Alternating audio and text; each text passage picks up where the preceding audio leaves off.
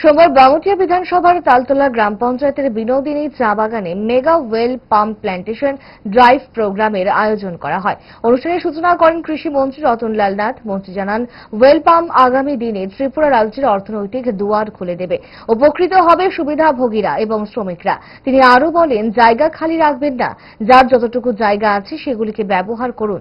খালি রাখার মধ্যে কোনো বাহাদুরি নেই। পাম্প ট্রি প্ল্যান্টেশন বেনিফিশিয়ারি 1 টাকাও খরচ নেই, সমস্ত খরচ বহন করবে সরকার। বিনোদিনী চা বাগানে আজ থেকে প্ল্যান্টেশন শুরু হয়েছে। মোট 14,000 ওয়েল পাম্প ট্রি লাগানো হবে। প্রথম অবস্থায় এই চা বাগানের 56 হেক্টর জমিতে পাম ওয়েল ট্রি লাগানো হবে।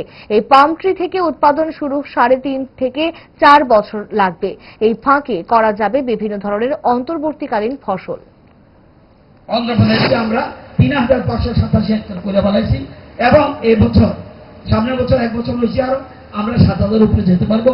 পাবলিক প্রচন্ড ইন্টারেস্টেড, বিশেষ করে জনজাতি অংশের মানুষ, এসসি এবং বিভিন্ন গরিব মানুষ, তাদের জায়গা পড়ে রয়েছে। ওই যে অয়নবাবু একটা কথা বলছে, মোস্ট ইম্পর্টেন্ট, যে জায়গা খালি রাখবেন না। এই যে কেন খালি পড়লো?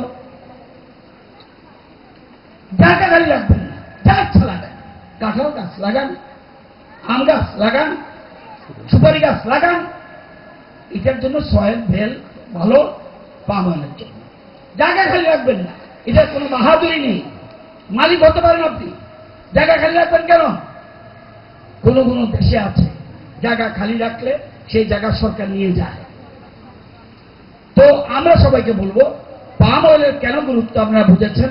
এবং আমি নিজে গেছি, যেমন বিশেষ করে এইচডি গুতারি ইন্টারন্যাশনাল কোম্পানি, যেটা মালয়েশিয়া, সেখানে আমি নিজে গিয়ে দেখে এসেছি এবং আপাতত সেখান থেকে আমাদের বীজ আসছে।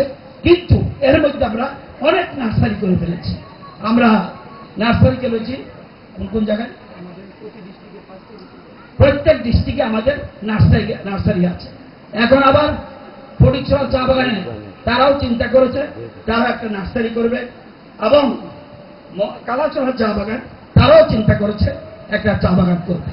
কিন্তু যারা শ্রমজীবী মানুষ, আপনারা মনে রাখবেন, চা বাগান ধ্বংস করে পাম অয়েল নয়, ক্লিয়ার হয়ে যাওয়া উচিত। ফাস্ট ফুড তো ফাস্ট লাইফের একটা পার্ট, সো প্রবলেম তো হবে, বাট আমার সলিউশন তারা 5 দশক ধরে গ্যাস, অম্বল ও পেটের সমস্যা একমাত্র সমাধান গ্যাস নল।